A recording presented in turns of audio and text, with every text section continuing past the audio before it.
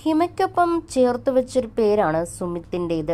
TikTok കാലം മുതൽക്കേ മലയാളികളുടെ മനസ്സിൽ പതിഞ്ഞ 2 പേരായിരുന്നു ഇവർ. സ്ക്രീൻ കെമിസ്ട്രി കൊണ്ട് മാത്രമല്ല, ഉള്ളിൽ തട്ടിയുള്ള 2 പേരുടെയും സ്നേഹം കണ്ടും ആരാധകർക്ക് ഇവരോട് പ്രത്യേകം ഇഷ്ടമുണ്ടായിരുന്നു. അനുരാജ് പ്രീണ ദമ്പതിമാരുടെ ചാനൽ സീരീസുകളിൽ വിവിധ കഥാപാത്രങ്ങളായി ഇവർ എത്തുമ്പോൾ നിറഞ്ഞ കയ്യടിയും പൊട്ടിച്ചിരിയുമാണ് പ്രേക്ഷകർ നൽകിയത്. എന്നാൽ ഏറെക്കാലമായി ഇരുവരും അകന്നു കഴിയുന്നു എന്നാണ് റിപ്പോർട്ടുകൾ. ഇവർ പിരിഞ്ഞോ എന്നുള്ള ചോദ്യം കഴിഞ്ഞ 3 വർഷത്തിലേറെയായി ചോദിക്കുന്നുണ്ട്. എങ്കിലും വ്യക്തമായ മറുപടികൾ എവിടെയും ഇരുവരും നൽകിയിട്ടില്ല. ഇടയ്ക്കെപ്പോഴോ സുമിത്തേട്ടൻ എവിടെ എന്ന ചോദ്യത്തിന് കൊടുങ്ങല്ലൂരുണ്ട് എന്ന മറുപടി ഹിമ നൽകി. മിനി സ്ക്രീനിലെ റിയാലിറ്റി ഷോ വഴിയും ഫെയിമായ ഇവർ ബിഗ് സ്ക്രീനിലാണ് ഇപ്പോൾ കൂടുതൽ ശ്രദ്ധ. ഗൾഫിലെ ജോലി രാജിവെച്ചാണ് സുമിത്തും തൻ്റെ പാഷന് പിന്നാലെ സഞ്ചരിക്കുന്നത്.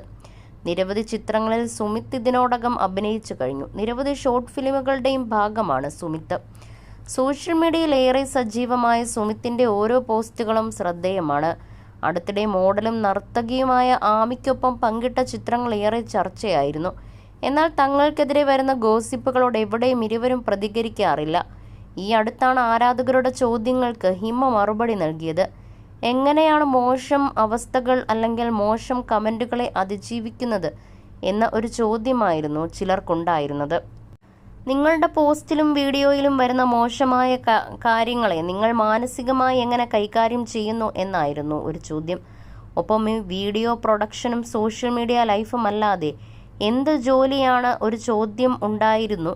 അതിന് ഹിമ നൽകിയ മറുപടി ഇങ്ങനെയാണ്: ചില കാര്യങ്ങൾ ഞാൻ അവഗണിക്കും, ചിലത് മാനസികമായി അല്പം അസ്വസ്ഥതയുണ്ടാക്കും. പക്ഷെ അതിൽ തന്നെ ഞാൻ ഇരിക്കില്ല, വേദനിക്കില്ല. ഞാൻ കൂടുതൽ ശക്തയായി തിരിച്ചു വരും. പഴയ അവസ്ഥയിലേക്ക് മടങ്ങാൻ കുറച്ച് ദിവസങ്ങൾ എടുക്കുമെന്ന് മാത്രം.